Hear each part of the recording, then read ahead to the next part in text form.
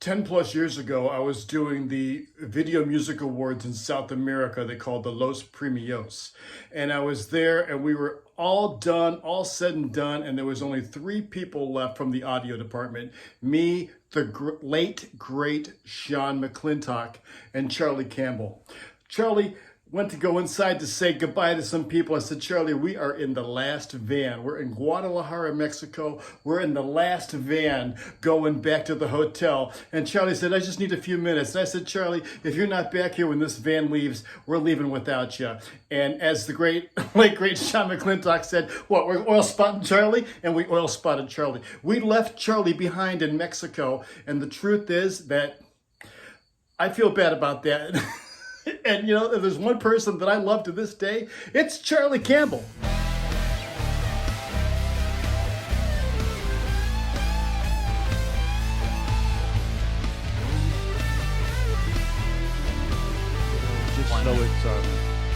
Just so it's no secret. And on top of that, I got a lot of good news for you, Charlie. Oh, okay. Yeah, and that's that my edible's kicking in. Charlie Campbell, real excited to have you. A2, I mean, you've done it all, Charlie. I mean, from the big stages all over New York City to all around the world.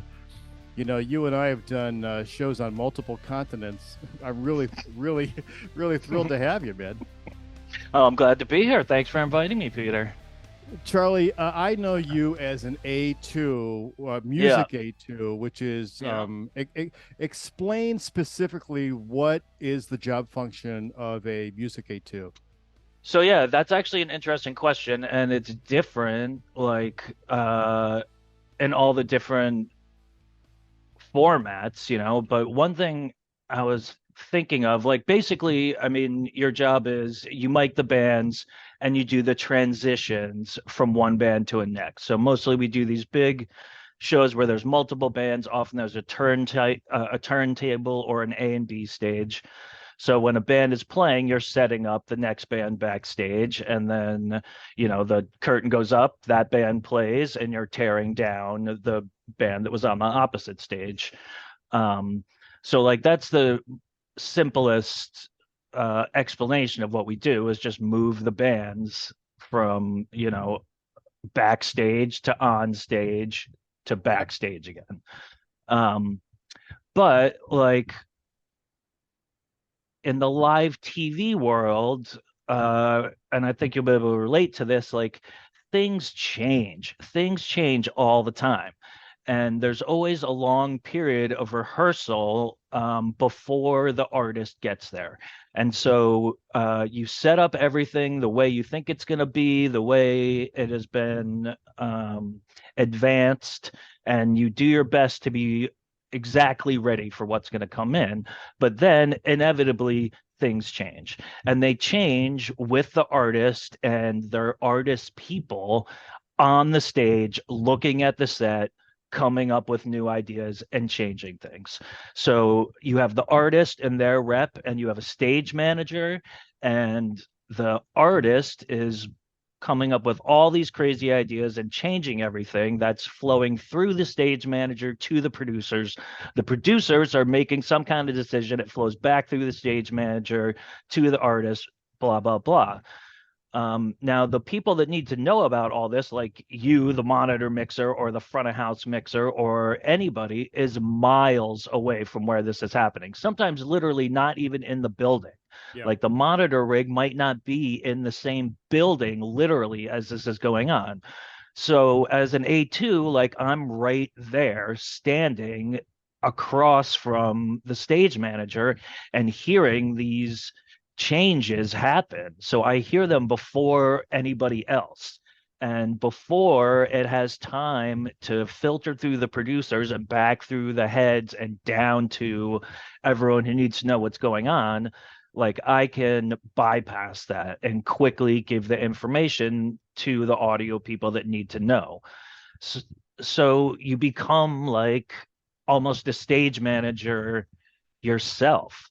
Like I'm a lot of times directing the, you know, what is going to happen because the artist has just made it up on the spot.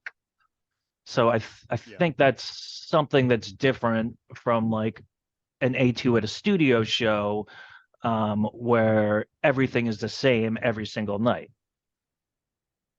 Yeah, and one thing that's very true about your craft too is that you're 100% in charge of your method of production.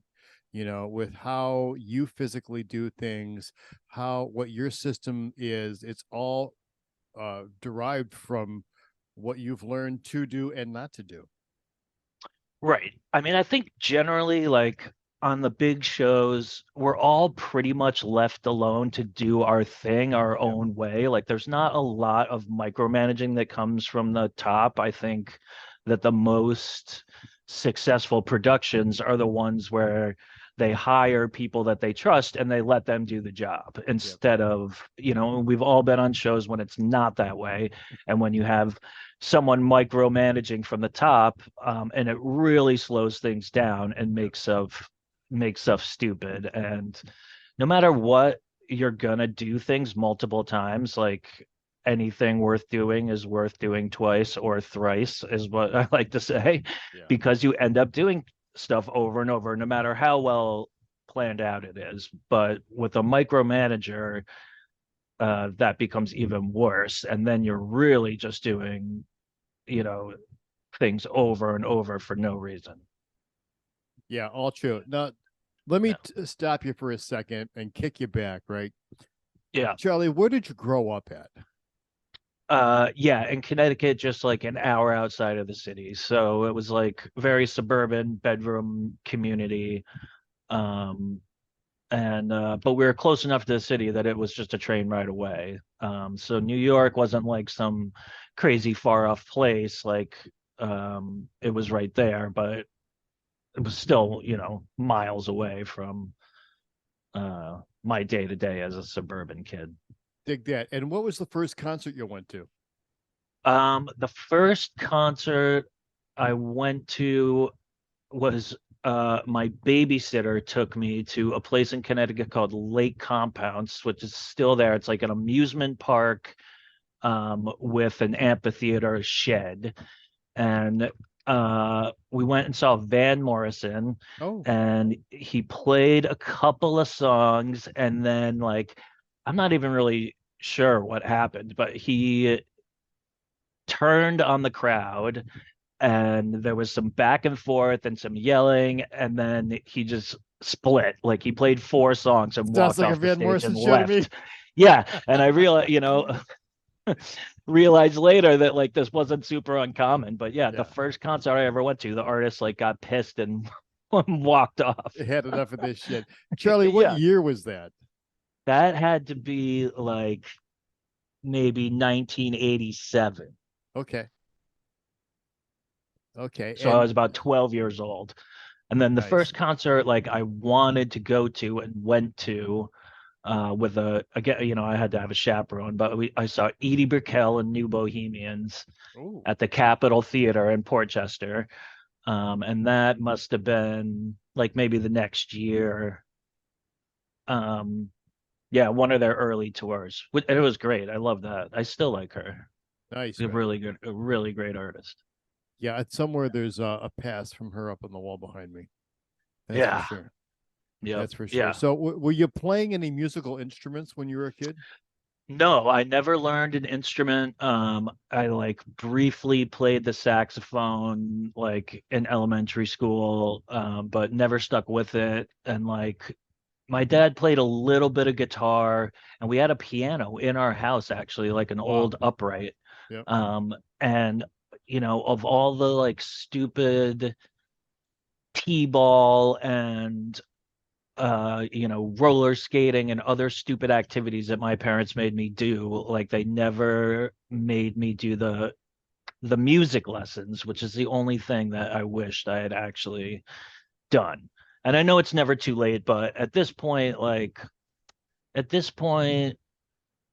I think I'm glad that I don't play an instrument, because it keeps some of the magic for me. Interesting. Um, working on shows all these years, like so much of the like magic of seeing a show goes away. Like, you know how everything is done. Like, I don't know if you still go see shows for fun. Like, I still try to, but I do not. first I have to identify every single thing, every instrument, every how you look at the console, look at the fucking, how are the speakers Who wants hung, to blah, see a blah, show blah, blah, with blah. us? Yeah, nobody, right? Nobody. Yeah. Yeah. And watching a TV show is even worse. Yeah. Like, um, well, I lost my train of thought on this, but We were talking about oh yeah, why I never learned to play an instrument. So that, so that's why I haven't picked it up later. But no, I didn't.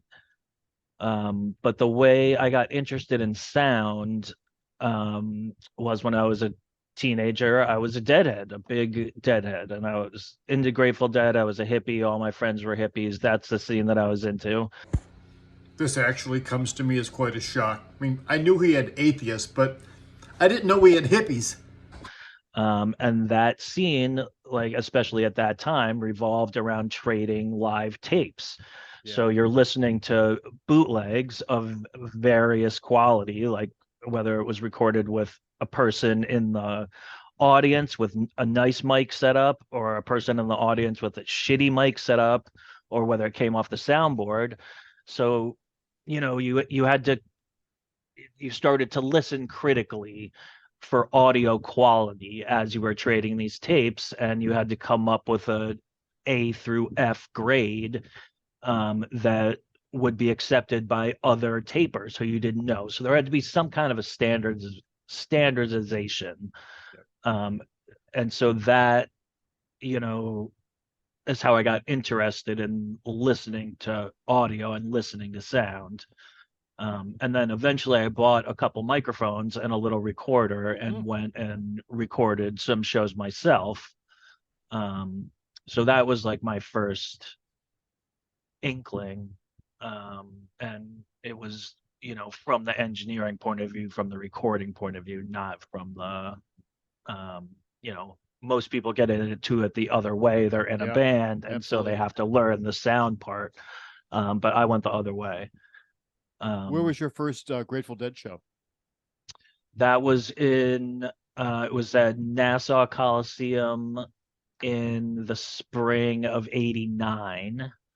Um, so yeah, I got to see the second to last keyboardist, a couple shows with Brent, the second to last keyboardist before he died. But other than that, I was pretty, way at the tail end of all of that Of that whole scene. shit. How many Yeah, Dead that shows do you think you saw? saw maybe like 50. Oh, that's respectable. Yeah, it's all right. Yeah, and Fish As was far as popular at that time yeah. too. Yeah. I saw maybe a similar amount of Fish shows. It was a little easier to see Fish because smaller venues, they played more often. Yeah. Tickets were easy, like you could buy tickets at the door when I started seeing Fish. Wow. And the Dead, it was always impossible to get tickets, and they were expensive and blah blah blah. Yeah, dig that. Where did you go to any academics for the craft at all? I did, yeah. So yeah, I mean, at that time, when I was still a deadhead and still in high school, friends of mine formed a band who became regionally successful. So like I did that for the last 2 years of high school and my first 2 years out of high school. Like What we was the moved, band called? they were called Soma. They were like a hippie jam band. Shocking. Yep. And we did one cross country tour. Otherwise we like did the Northeast, mid Atlantic. When you say one cross country tour, what did that entail? That was us, like, yeah, booking ourselves as an unknown band into any fucking connecting clubs that we could across the country, and played like how long were you guys away from home? we were out for like 5 weeks. We bought a horse 5 weeks. trailer. Yeah, Okay. we bought a horse trailer. We put the PA and all the gear in it, and a Nice. van with captain's chairs, like a Love it. conversion van. Love it. And yeah, we did maybe like, I don't know, 20 dates, a lot of colleges, like Sure. a lot of frat parties we did on that. We did a lot of frat parties in general.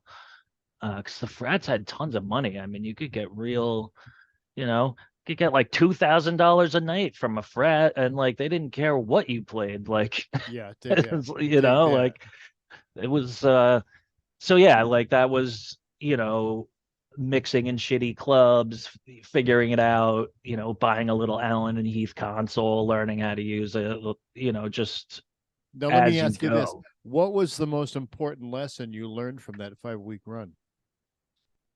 Oh, from that particular Yeah, one? from that particular run. You came back home and Um, said, man, you know what? yeah, I mean, we didn't, well, oh, we just put ourselves in so much debt. I mean, we didn't even close to break even. Yeah, And yeah, we just that's a ate lesson. like 3 meals a day at Denny's on the credit card, and that like really piles up. That's a lesson. Yeah. Yeah. And actually, I didn't even do the return trip because when we were out on the West Coast, I hopped off. Uh, our last gig was like in Fort Bragg, like in Northern California, and I hopped off and then took a Greyhound to Portland, where my girlfriend was going to college, and stayed and visited her. And then they drove back on the no gigs on the way home, just Yeah. the straight drive back. And I think the van broke down in like Pennsylvania or something. But fuck, I was warm in a dorm room, like Ah, ah, eating in the student cafeteria, like sure, so happy, so sure. happy. Having some Yeah. tater tots. Yeah. And boom, Yeah. boom with the chick while these guys are Oh, broke down. yeah, it was great. It Yeah, was great. that is awesome. So Yeah. But you after went from, that, so go ahead. yeah, so I left the band, got sick of it, sick of the personalities. And yeah, I mean at that time, like there weren't really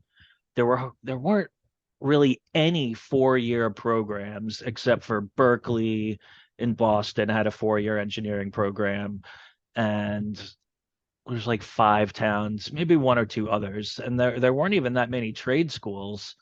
Um, but I looked at Full Sail, and like that was the one that was like the shiniest. Yep.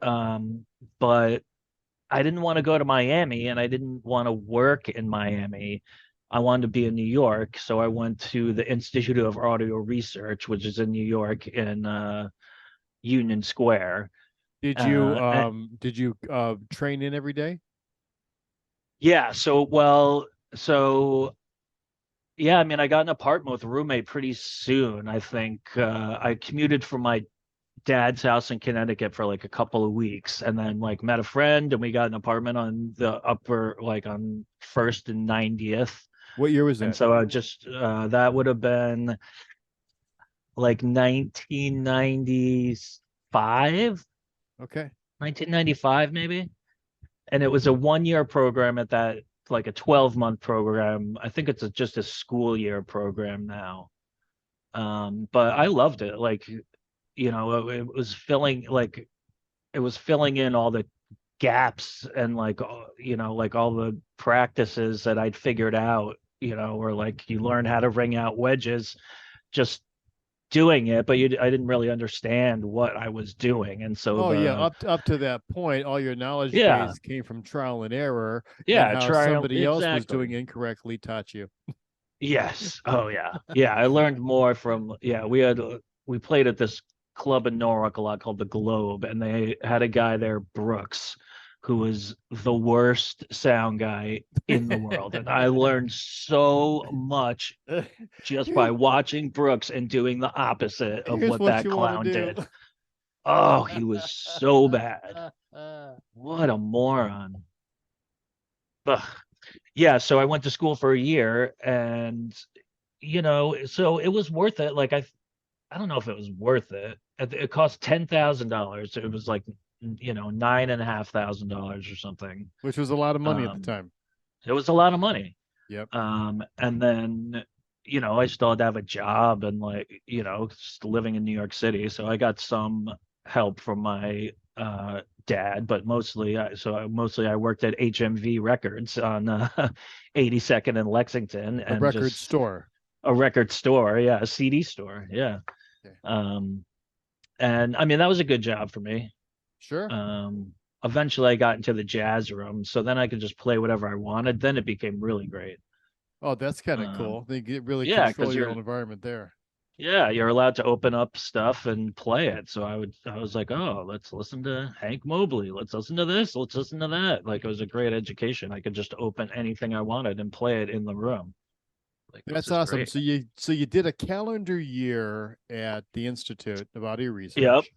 You get Yep. out of there, and then what happens?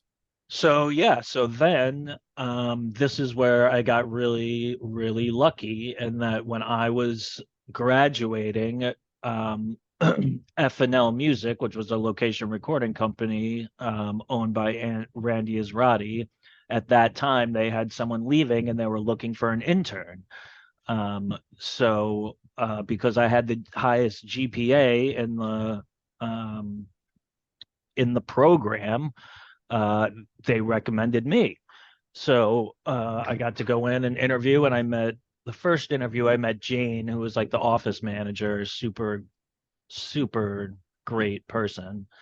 And then, yeah, then had a quick interview with Randy, and he gave me the internship, and it was a paid internship. Like by that point, I was working at coffee shops, and I think I was getting like $8 an hour, and the internship paid $15 an hour. Oh, And huge step up. when he gave me that job, and I left that interview, it was like the best moment of my life. And I was like, I'm going to quit my coffee shop job. I'm never going to work a day job again. Yeah. It's audio from here on out. Just doubled my paycheck. Like I thought I was golden, and like Yeah. this is fucking it. So that was really great. I got really lucky. And then yeah, I interned there for I think like 6 months or something, and then I got hired on as an assistant, and I worked there for 3 years, and that's how I got into TV. What was the first gig that they dragged you on? Um, the very first thing I think I did for them was Buena Vista Social Club No when that was really way. hot at Carnegie Hall. And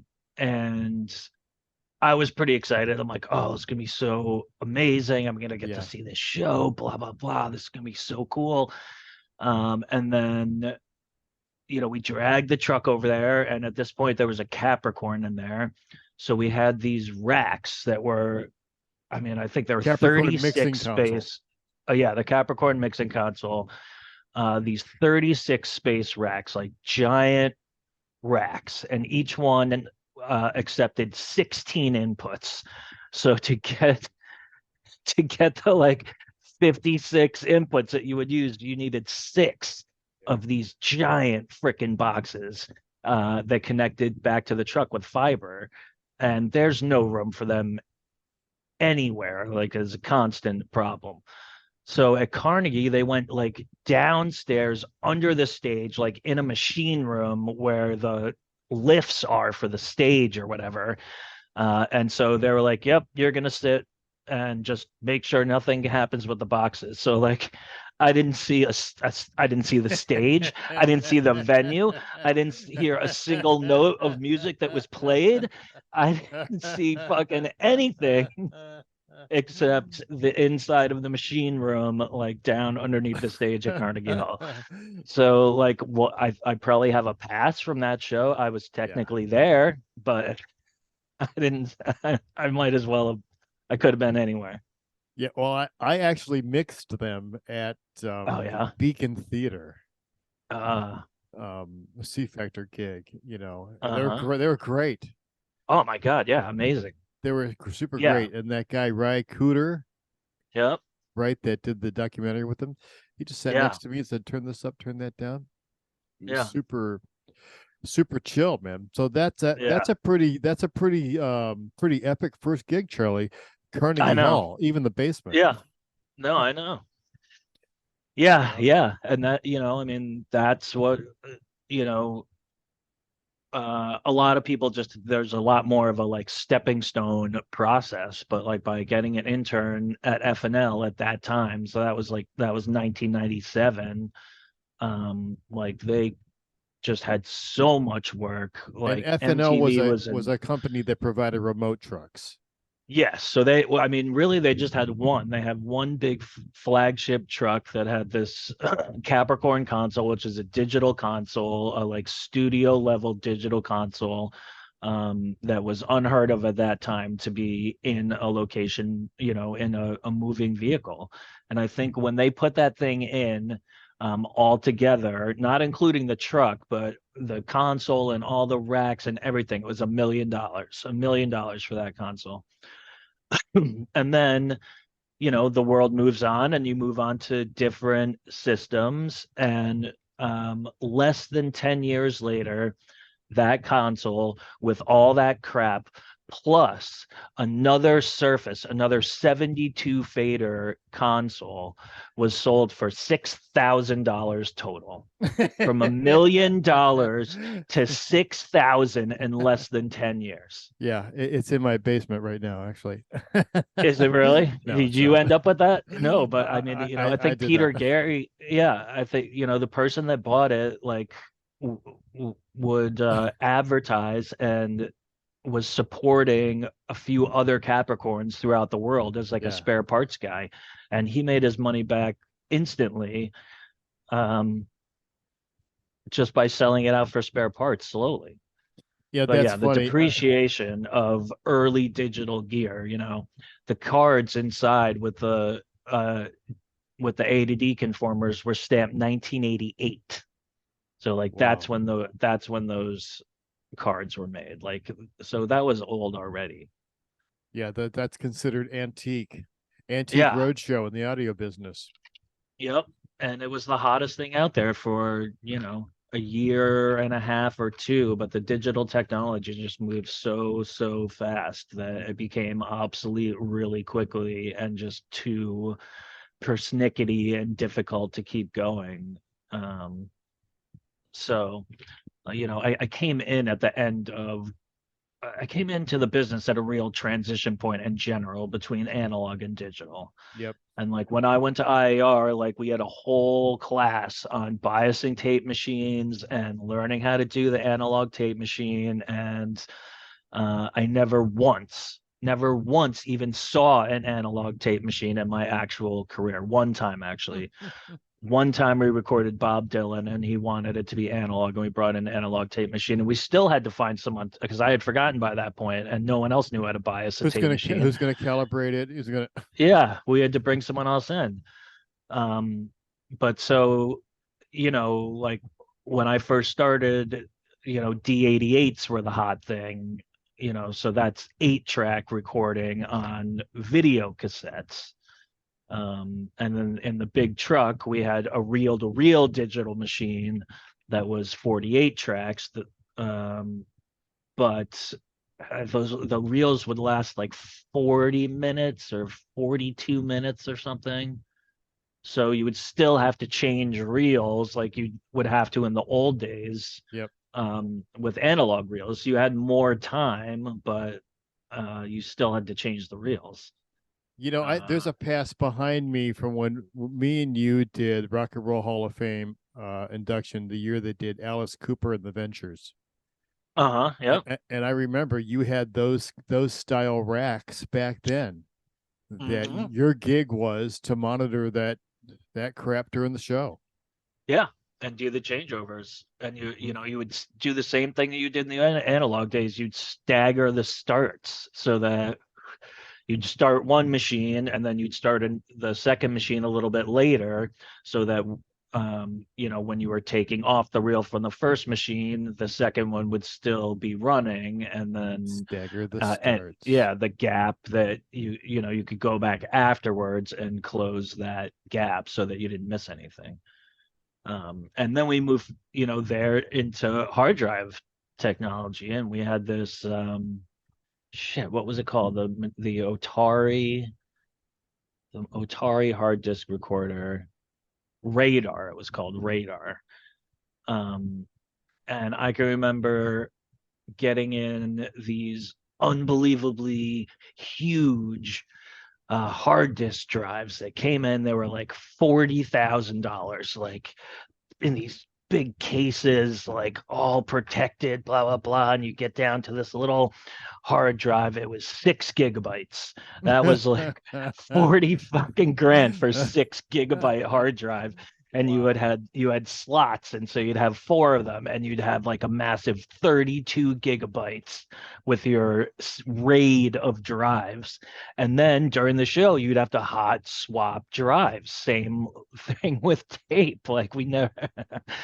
So the first, you know, 5, 6 years, we were still having to switch mediums just to get enough time on whatever digital medium was still being developed. And now you don't even think about that shit. Now you just let it run. It can run for 20 hours. No one thinks about that anymore.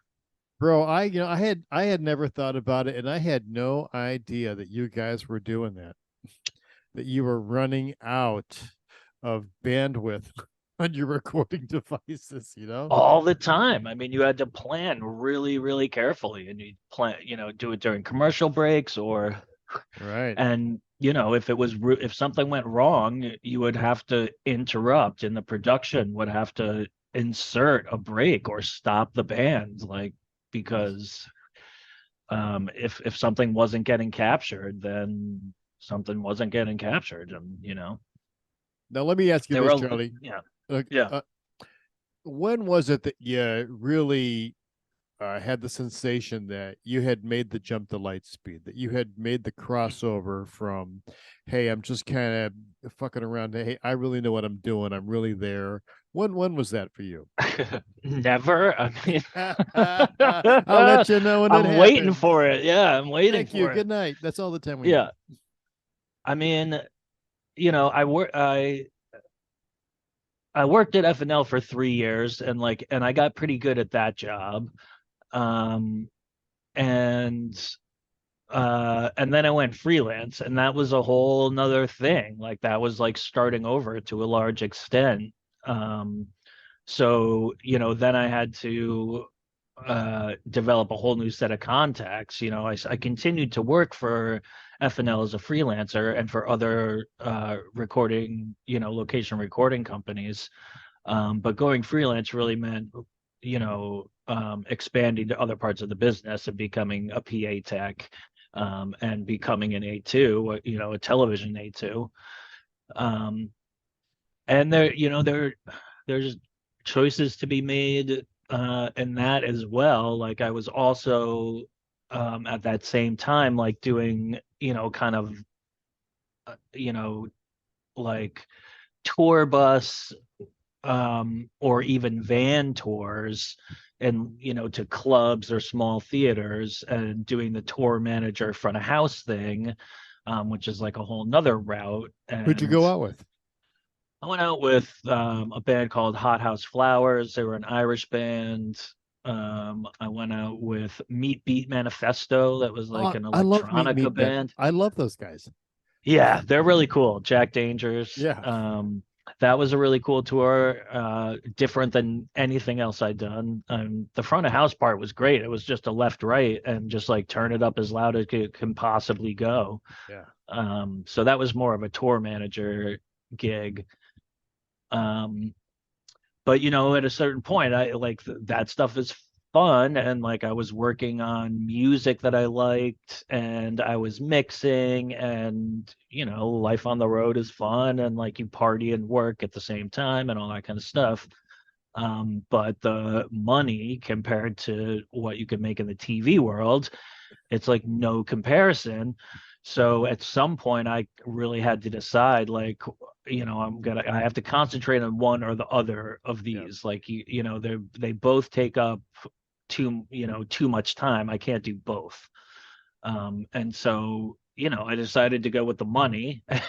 And so then really just concentrated on the TV business, and tried a lot of the different jobs, like hung a lot of PA through like the VDOS era and into the early Vertec era and the first K1 system. I learned to hang K1. I did a tour for Firehouse with Radiohead, and they were like one of the first bands to take that out. And like that was the last PA I really learned how to hang.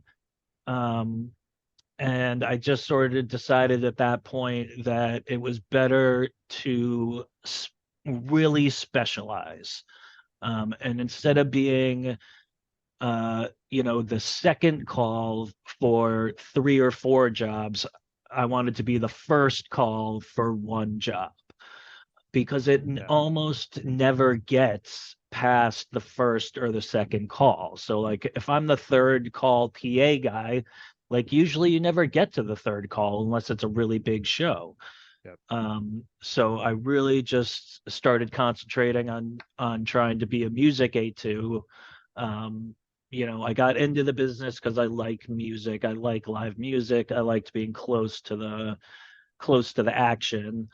I wasn't interested in doing PLs. I didn't feel like there was anything musical there, although that's the growth part of the industry, particularly now. Oh. And if I talk to young people, I tell them get into RF or PL because that part of the business is expanding rapidly and is getting more and more complicated, whereas all the other parts are shrinking and contracting.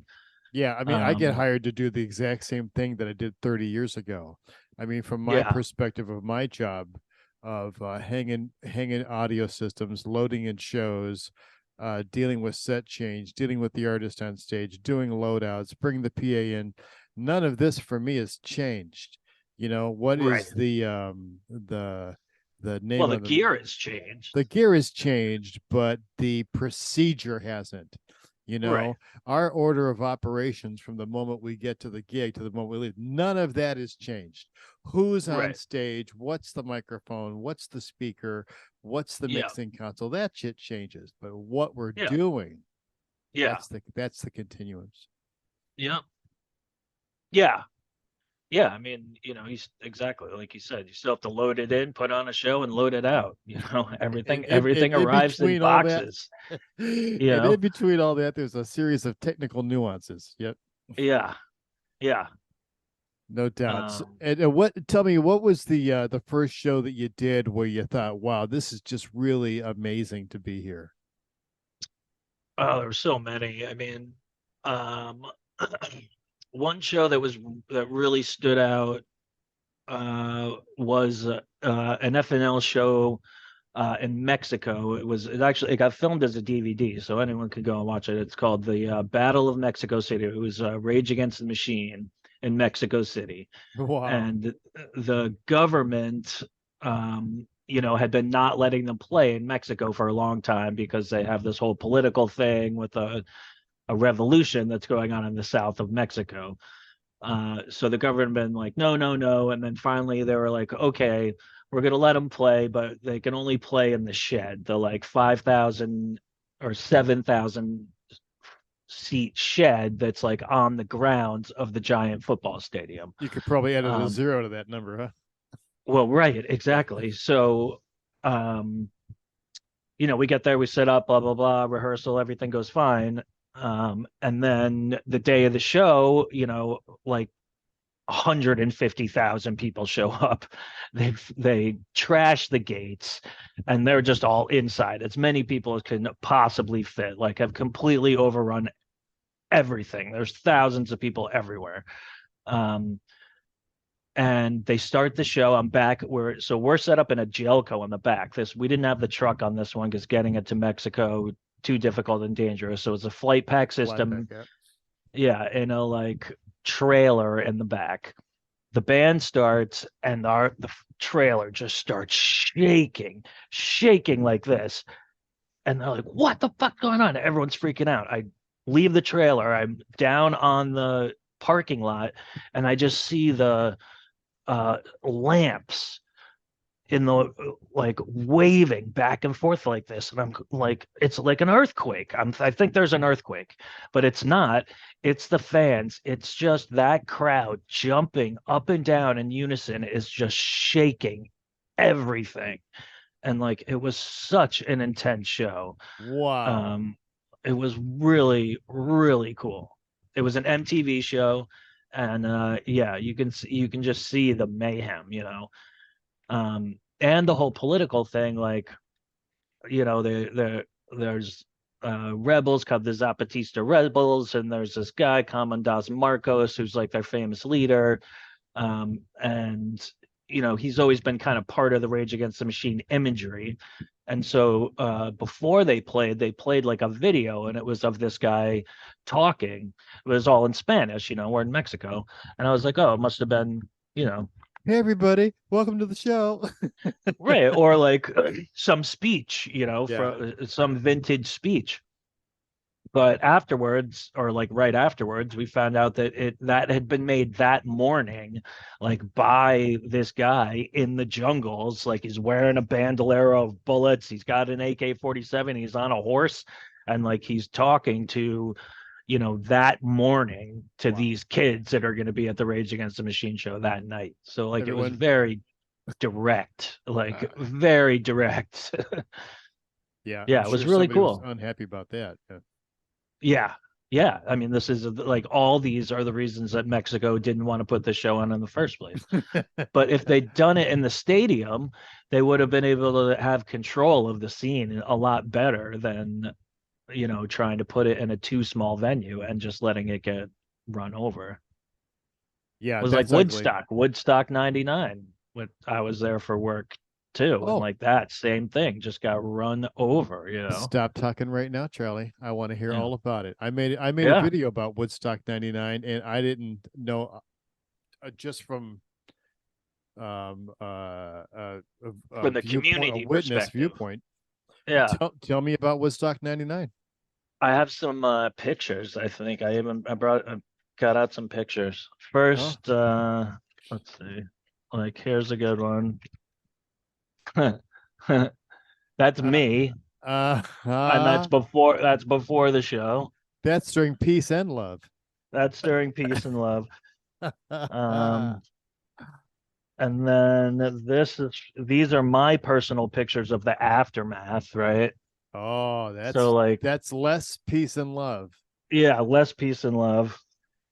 Then like here you can see like all of the cooling trucks, Wow, like burnt had up. Yep, propane or flammable stuff in there, and it's yep. just blown out. Like shrapnel went everywhere for those ones. This one too, like that.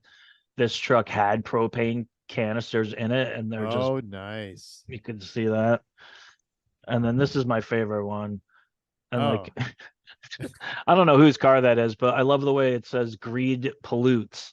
But the yeah. sticker was obviously put on after the car had been turned over. Well, the order of operations sometimes. Now, let me ask you a couple. Let me Yeah. start you off with this one, right? First Yeah. off, who hired you in? Yeah. So that also was, I was still at FNL at that point. And yeah, we brought the whole truck up there and we set it all up. I was, still the young guy at that point. So my job was putting out audience mics. So I, spent a long ass time like putting audience mics all over the delay towers and running wire everywhere. Like Just it was a big running pain in the wire. Yep. ass, Yep. just running wire. And then I was like, all right, well, there were quite a few microphones at front of house, and I'm like, I'll just hang out at front of house and keep an eye on these audience mics, and like then I get to hang out and watch the show. Like I thought it was And there's going to be probably a great. cooler there with some beverages. Yeah. Oh yeah. And it was excellent. Yeah.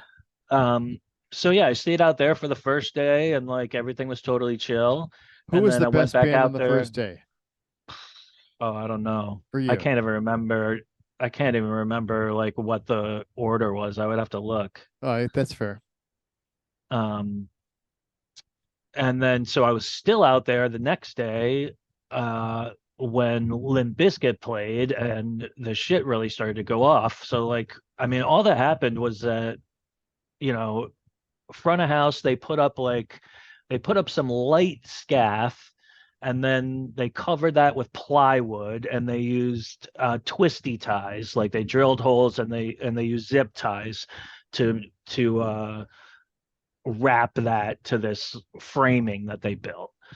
Sounds pretty And cheesy. that yeah, and then there was like a space, like maybe 12 feet, 10 feet, like an aisle, and then the actual tower where front of house went, that was made out of real steel. um and so when Limp Bizkit went on and they started a like mosh pit, they got pretty big, like pretty wide, pretty quickly, and it just compressed the whole crowd back against all this plywood that was surrounding front of house. um and I didn't have a specific job out there. Like my job was to, like, just make sure nothing happened with the mic, so I You're was there in case something goes available. wrong. Yeah. Well, right. And so shit started to go wrong, and like people were really getting smashed against the plywood, and they couldn't breathe and they couldn't get out. And people started to get trampled and people started to get smushed. So we just started pulling people over the plywood, like the most squished people. We would grab them and fucking, and throw them down Was into there this any area. security around your perimeter? So there was some security inside the plywood, in that space between them and the tower. But the deal with security there, it was mostly people hired from the local community, and they showed up that morning, and Took they off their gave them Burger their King like, smock. yeah, they gave them the yellow security shirt, and they're like, all right, go do security. And they just took their shirt off, and now they're at the show. So, like, I would say they lost, 70%, 60, 70% of their security to just abandoning the job straight off. Um, so then, Maybe if they like, had a then it better got looking shirt. right. Because who cares? Because who cares? Like, Yeah. and who's going to know? Um, so then, and there wasn't enough EMTs either, and there weren't any aisles for anyone to get through. Like nowadays, where you see like the big aisle down the middle, or they're splitting crowds up into pens and stuff. So there was none of that. It Bro, was what just is a worse total than having fucking to free go to for front all. of house at some fucking festival and there's no pathway to get out? Like, what, I Oh, gotta fight my way through the crowd, you know? yeah, right. So that's what security and the EMTs, the few EMTs that are there, are doing. And meanwhile we're just pulling people over, and there's like muscly tattooed guys like crying, like can't breathe, panic attacks, being smushed, that we're like pulling Yeah. over the barricades. And then so eventually some EMT type people get there, but they're way overwhelmed. um and at one point, like, I'm holding oxygen on someone's face, like, because there's just not enough hands.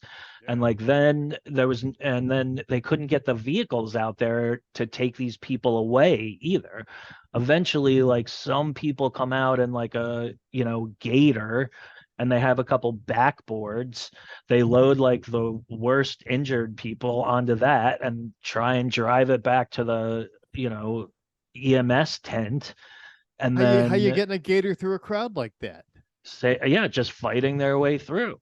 And then we put people on the backboards that they left, and it would be like, a lighting guy, me, one security guy, and one like EMT person, each on a handle, fight all the way through the fucking crowd to get them to the tents, drop them off, come back. And that's what I did all day. Like, it went on for hours until they Unreal. eventually had ripped all of the plywood off.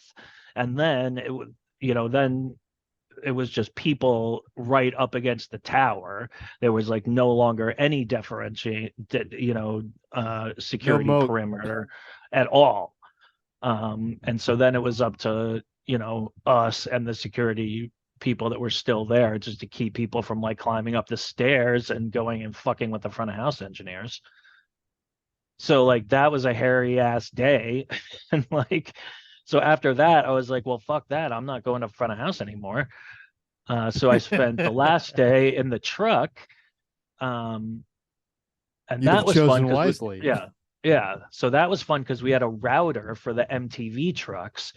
So we were just sat there popping around looking at all the different camera feeds, and inevitably there was at least 2 to 3 at any one time that were shooting topless women. So we we have our video deck set up and record, pause. Of We course. pop through the router till we saw some boobs, unpause, record it. But so me and John Bates like did that for the whole afternoon. Masturbates. God knows where that tape is. Hmm. And then so then Red Hot Chili Peppers play. Yep. And I think it was Amnesty International or some other like hippy dippy wants to have a memorial and thinks a good idea is let's hand out like 100,000 candles, just like just like little, white candles with the wax, with the wax guard. So you have a little piece of paper there too. So they give you a candle, they give you a reusable fuse, and they give 100,000 of them at the end of the night after they're all whipped up on the chili peppers. And then they're like, why are people lighting fires? Well, I don't know. How did they get the idea to light fires? Could it have been the hundreds of thousands of candles you passed out with little bits of paper attached? Oh my God. Unfucking believable, man. Yeah. So then it started to get really crazy. And like where the trucks was secure and never became, yeah. That's why. So where the trucks were never became unsecure. It was always behind chain link fence, and like they immediately, like that's where the artist stuff was. That's where the TV trucks were. So that was That's always where the cops like, were. That's where the state police was. Yeah. But my job was the audience mics, and once it started to go off out there, like they started pulling towers down, and I'm like, all my mics are attached to those towers. So like now I'm a flashlight, mag light in my mouth, running out there to try and save these audience mics that are getting destroyed, and climbing unsafe towers, like trying to pull down the AT 4051s that we had out there, because this mix isn't going to survive without audience mic 16. Well, the show is over at this point, but there's a full-scale riot going on, but we need to get the gear like before it gets stolen or burned or thrown into a bonfire. So time out a second. Yeah. The show riots out. And does the last band stop playing, complete their gig? The show riots out after the last. So the Red Hot Chili Peppers, while they were playing like their last couple songs, they were handing out all those candles.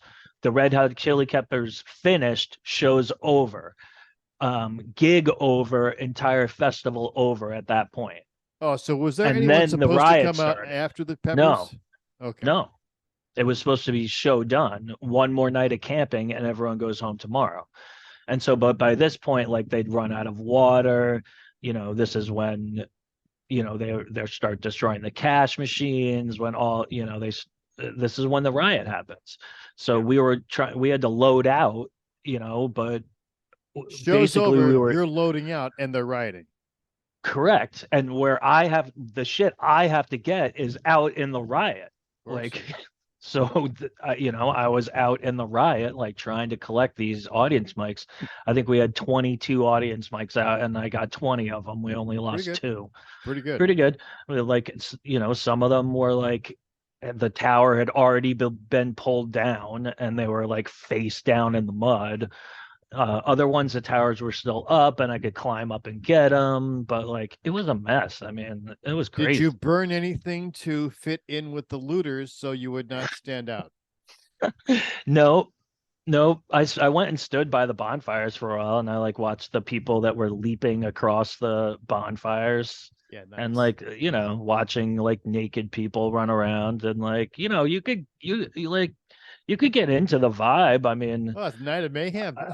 Yeah, if I wasn't working, like maybe I would have been doing the same thing. And like, plus they're all tripped out. I was sober. I was, trying to be a good boy. Mhm. But like also we hadn't, there's nowhere to stay out there, so they'd put us in dorms of a nearby college, but then the roads were so fucked that you couldn't get there. So Yeah. like we slept there the first night, and then after that we just slept on site in the truck or like out in the compound because there was no way to get back, you know, to your room. You only have 4 hours off anyway, and like Yeah. even with you know even the roads the cops get blocked off, like you couldn't, it took like hours to get back, so everything was poorly planned like that. Were you able to get out that night? we I think we did get out that night. I'm pretty sure we did. Yeah. Yeah.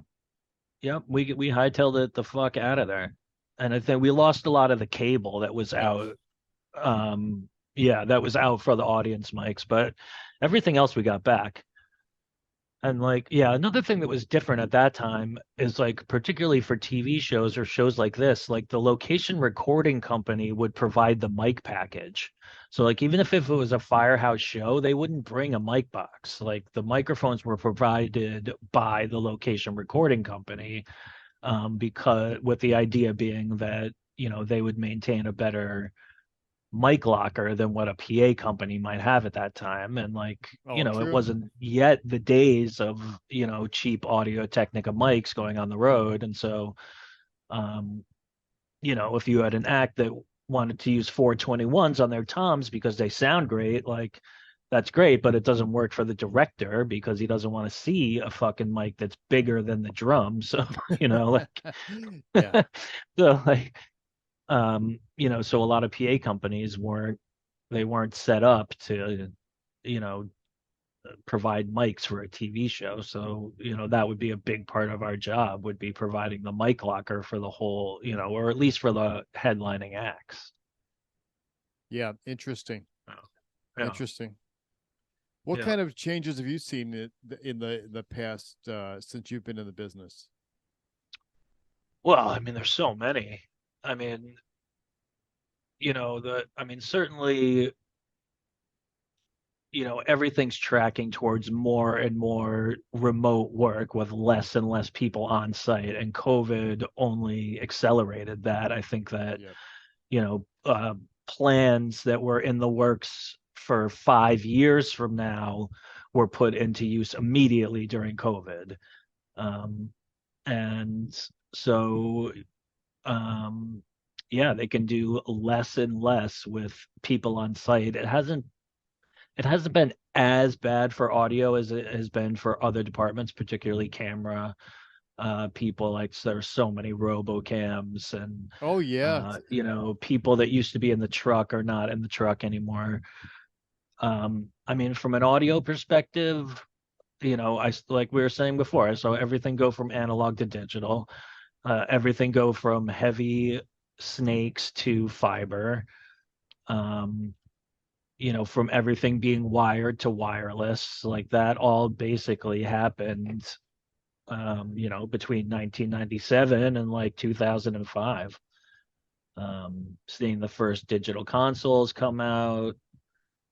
Um, I mean, there's still shows now that I do where it's still in the tech spec to run analog wired backups for stuff like wireless comms. And you're like, guys, really? Really? Like, we're way past having to run backups in case the wireless doesn't work. Like the wireless is going to work. Yeah.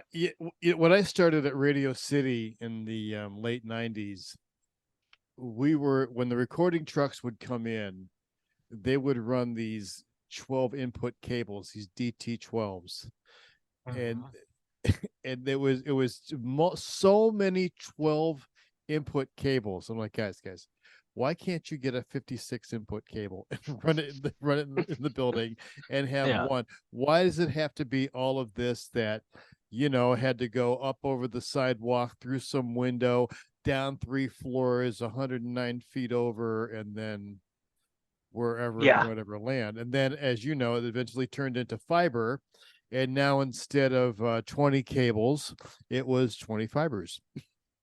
Exactly. Right. Well, and I often joke like, oh, wasn't fiber supposed to make all this work go away and we'd never have to run cable anymore? And you just run one cable that would practically run itself and then you'd be done. Like we still fuck with cable just as much as we used to. But the amount of channels that flows now is absolutely absurd. And It's that's, absurd. you It's know, it's absurd. absurd.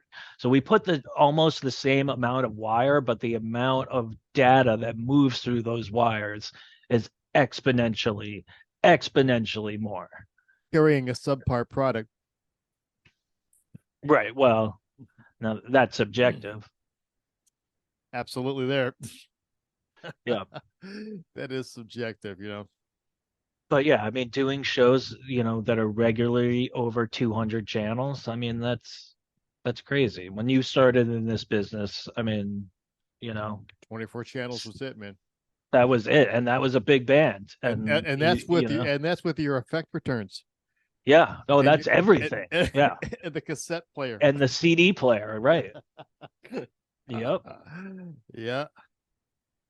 Well, you know, it's funny that for me, when I first started seeing input lists go wild is when I started doing country music festivals, like in the mid '90s.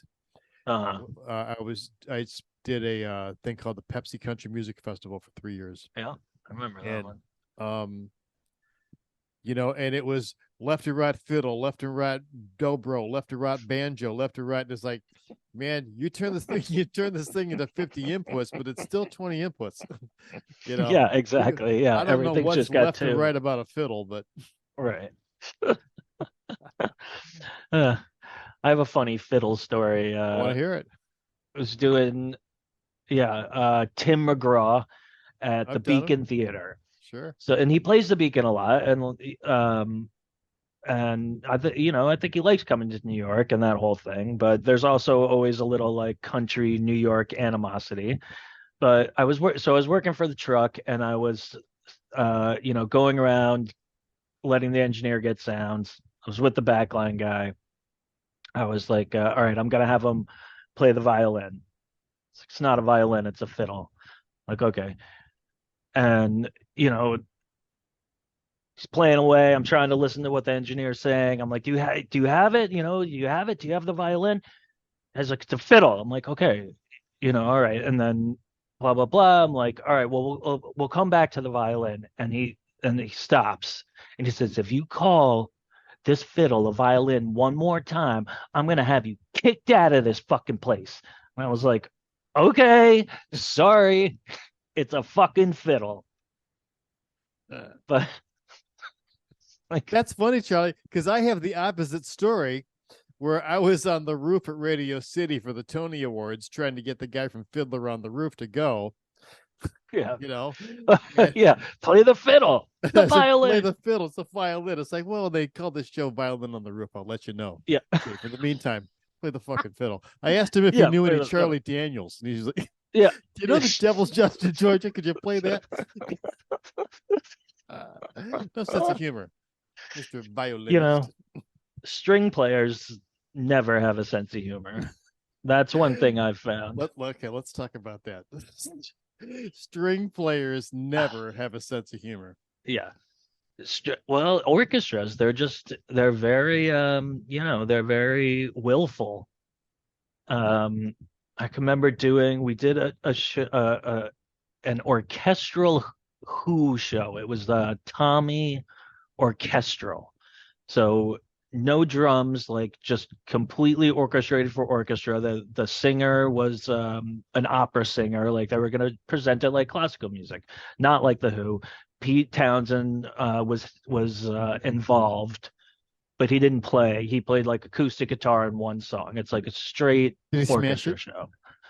What? Did No, he smash it? no smashing. But he would do his windmill even with the acoustic. Good. Okay. But no smashing. So yeah, there weren't very many stops. I think we did like 6 nights or something. Like it's more of an ego show, Yeah. And a big part of it was always the invited guests coming to watch sound check. They would have like a, VIP sound check. Um, and so we're in LA, we're at the Hollywood Bowl, and we have the LA Phil, I guess. Um, and yeah, and so and it's coming time for the VIP sound check. And so like we're in LA, like, there's going to be a lot of, Buzzers. heavy hitters Yep. there. Dan Parisi is the producer. Late great. So I mean, late great, like, so, and Dan, like, he gets what he wants, and also like he has important friends, as does Pete Townsend, and they're all coming because they want to watch their VIP sound check. But the sun is shining on the orchestra. The sun is shining on the orchestra, and they don't want the sun to be shining on them They anymore. do not. They do not. So it's umbrella time. So we get out all these umbrellas and we try and strategically place these umbrellas. We're pulling the umbrellas from the picnic tables out back.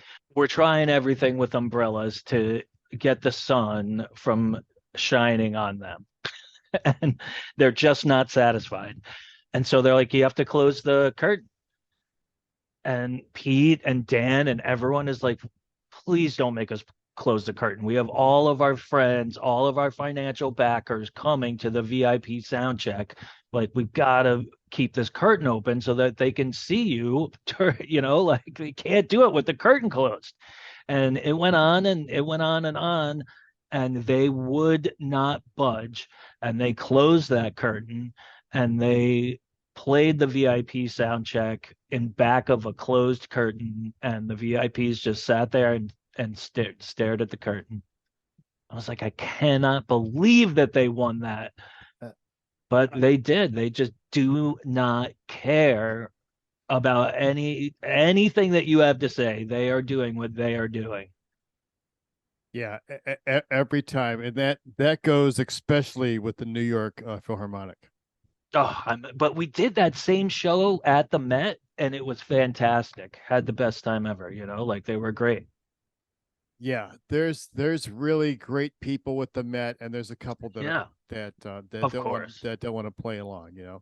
Yeah, You and I did the New York Philharmonic in Central Park yeah, yeah. with a very limited window to set them up.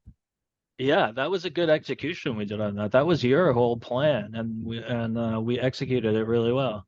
Right? We taped solo cups to the leg of each chair and put the device in there, right? Yeah, And because there was then no time to put up mic stands. right. And we couldn't move we didn't move the chairs ourselves, right? The other guys had to do that. So someone had to Props, place the chairs, props. Yep. and yep. And our shit needed to be there already because there's no time to bring it to the chairs once they're set. It had to happen at the same time. And yeah, how many pieces did we put on? Like 24 in like 10 seconds or something. I mean, it was ridiculous. It was not. It was not a lot of time, and that was back when we were still wearing masks Right. on stage. Yeah. And I remember that the minute that we were allowed to start working, I went on stage, I grabbed one of those chairs, I put over, and I started doing the cup thing, right? Yeah. And one of the people from the Philharmonic came over to me. I got my mask on, they got a mask on. Yeah. And the guy said to me, you got no business touching these chairs. You got to wait for somebody else. I said, whoa, whoa, whoa, whoa.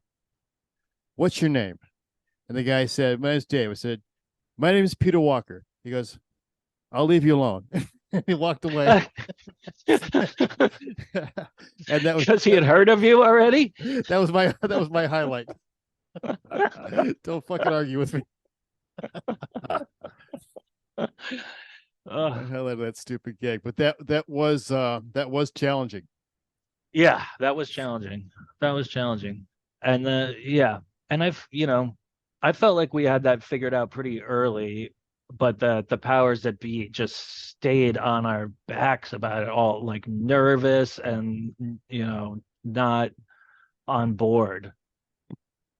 just being like, with their plan. with their plan. Yeah. And I can remember just being like, just leave us alone. We have it. We don't need to Yeah. go over it again. Yeah. We don't need to talk to stage managers again. Like it's not, it's not that complicated. Yeah. Did you do Bocelli Central Park too? Yeah. Yeah. Yeah. It That was crazy. another clusterfuck. Yeah. Well, those crazy Italian guys that run that thing are like Tweedledum and Tweedledee, like, and they're like matching overalls, just screaming at each other. There are these matching outfits. They got these Yeah. big man purses, which is very popular in Yeah. Europe. Yeah. And and they don't look like people that have ever gotten their hands dirty touching anything. You know, Right. they don't look like, hey guys, give me a hand over here. Like they jump on in. No. Yeah. So I don't respect that right from the get-go. And I don't know where the bar is where they're working, but I know where Right. it is where we're working, and they are not Yeah. ready for primetime players. Yeah. No. No. No, they're not. That guy is an amazing singer, though, and I like to watch him sing. Oh yeah, yeah, he was Yeah, terrific. Bocelli's great. Yeah. Someone once told me a funny story about Bocelli. I don't know. I'll tell it and I'll leave the name out, and maybe we'll see if it's okay. Sure. But it was at that show, and their channel count was like completely full, like not one available channel. And one of the other A2s was like, we need a spare. We need like a spare wireless mic. This is live to everywhere. If the shit hits the fan, we need a spare. Yep. And they're like, no, we don't need a spare. We don't need a spare. You are a fool. We do not need a spare.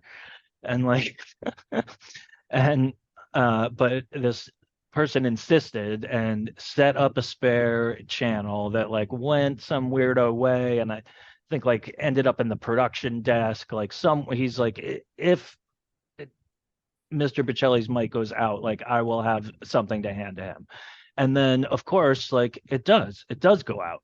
Yeah. And he's during the part where he's using the handheld mic, like the pop portion, and he comes and he hands the mic to this A2, and he says it isn't working. And so the person hands him the spare, which is the exact same mic, exact same everything. It's a full spare. And Bocelli takes it and he goes, this is not my mic. I want my mic. And the A2's like, no, this is your mic. This is your mic. He says, this is not my mic. I want my mic. And the A2 does not know what to do. And so he takes the mic and he just like takes a couple steps back, and then takes a couple steps back forward into like where Bocelli can tell he's standing there. And again, and he's like, here, sir, here's your mic. And Bocelli takes it and he goes, ah, yes, thank you. And he goes back out on stage. Like, yeah. That's exactly what happened. There's only a blind artist can you get away with that. That is exactly what happened. I was on stage left when that happened, and that's exactly. Oh, really? Oh, okay. That's exactly what happened. Yeah. So you know who did that. Yeah. Yeah. Yeah. It was really funny. My highlight for that show was when we were loading in day one. The lighting rig went up and there was nothing on stage, and I dragged out the first two cables, which was for Bocelli's monitor rig, because he had those Meyer wedges that need power and signal. So I got these two little cables. I got one of the stage manager comes there and goes, whoa. You can't have these cables out here. The audience is going to see them. I said, sir, you have any idea how many cables are going to be on this stage? We have 130 piece orchestra. Who said that? 60-piece choir. I mean, do you have any, the lights, the audio? I mean, do you have any idea how much cables going to be on? Because we can't be here. I said, what do you want to do? Drill a hole in the deck and pop it up? He goes, you could do that. I said, you could do it. I said, you could Yeah. authorize it and I'll get the stagehands to do it. Well, it's got to be. I said, no problem. So that's exactly what we did. I had one of the stagehands put a hole in the deck, Yeah. and I had my Yeah. two stupid cables come up. Now, meanwhile, the rest of the stage is a sea of cables, right? Of course. Yeah. Of course. So what do you think happens, Charlie? Like the very next day, we're getting ready to do the rehearsal, and the director comes on stage and goes, you know what? We got to move this podium back for the conductor. We're Yeah. going to move it back 2 feet. And I went to the stage manager and go, hey, man, that's right over my hole. We're going to have to drill another hole in another deck. You're going to have to pay for another deck. Yeah. You know, Another deck. Yeah. because he refused to back down from his ridiculous position, which was ridiculous. It was another Yeah. $2,000. Was it a stage manager you recognized? Because that's such a ridiculous thing to say. To be fair, I haven't seen him since. 'Cause I once did a gig. I can't remember. It was like some hip hop gig or something, but it was a multi-band thing, but one stage. So we did everything with spike marks, and like there were spike marks everywhere. Like Spike marks. When we're moving the risers around on stage in between acts, we use different colored tape to put on the floor and make these little marks where all the risers are. That's how we know where to put everything back at the show from rehearsal time. Spike marks, very important. Even the poodle knows about spike marks. a lot of spike marks. And then when we go into dress rehearsal, the first shot that the director wants is like this pullback, and he sees the floor of the stage and he's like, what the hell is all that crap on the stage? Someone get up there and tear all that up. And we're like, no, that's your entire show right there. You can't rip all that shit up. Just tilt your camera a little bit. And like, haven't you like, is this your first day? You've never seen spike marks? Yeah, that's great. That's great. Yeah. Because we used to do whenever we did gigs at a theater where there was a regular show there and they pulled the show out. One of our gags was always to move their spike marks. That's so mean. Just like move the center one a little off center. Just move everything a little bit. Oh, so rude. It is. It's childish, but you know how it is. Yeah. You can be childish. Of course. Yeah. No. Look. Yeah. What else are some of your favorite gigs, bro? Let's see. What else has really been interesting? There's few like specific performances that stick out. Like I can remember. I know this was my first time seeing it, so I didn't know really it was a routine at the time. But seeing Patti LaBelle sing "Somewhere Over the Rainbow" and like do the thing where she like throws the mic stand, and this was for the Apollo, the 100th or 120th anniversary of the Apollo Theater. So it was like totally black audience,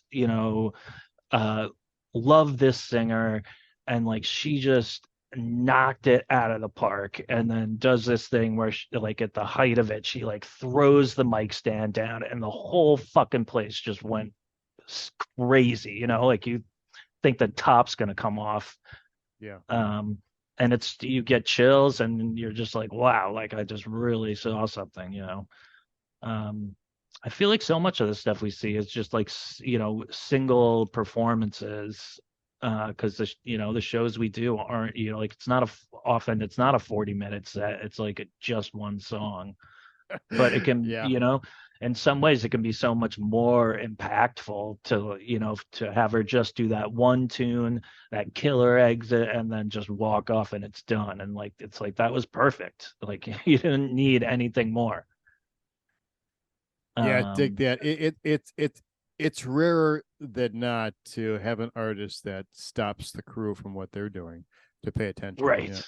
Yeah, definitely. I mean, my tastes are like a lot more like eclectic than the music we end up working on, so it's kind of rare that I see shows that I actually like at work.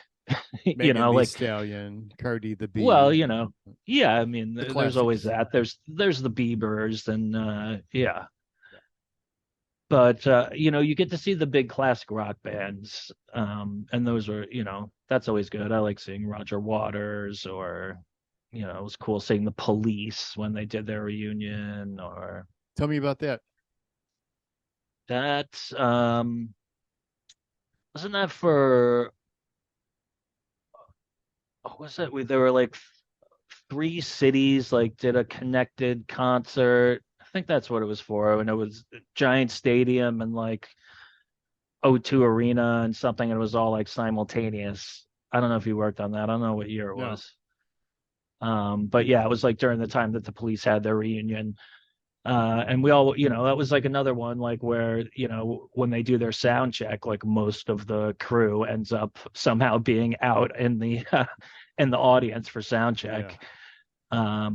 But yeah, they were like fighting during sound check and everything, like really.